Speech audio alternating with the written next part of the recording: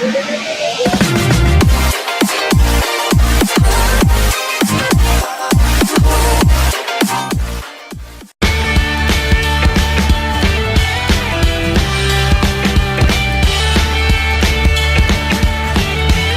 Mercedes-AMG CLS53 will go on sale in the US by the end of 2018, kicking off a new line in the AMG performance stable.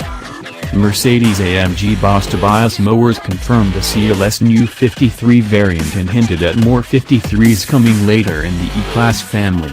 All AMG 53 models will be powered by a higher output version of parent Daimler's new turbocharged 3.0-liter inline 6-cylinder engine with a 48-volt electrical system.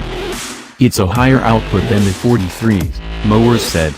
The engine in the CLS53 reportedly will produce 430 horsepower.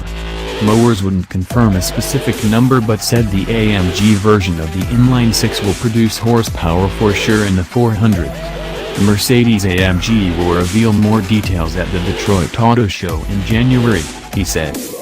With the new 53 line, the CLS family will no longer have a top-of-the-line AMG 63 model, Moers said. That slot in the lineup is being taken by a new four-door AMG GT car based on the Mercedes-AMG GT concept that debuted at the Geneva Auto Show this year. The four-door AMG GT will go on sale in the US in 2019, Moers said.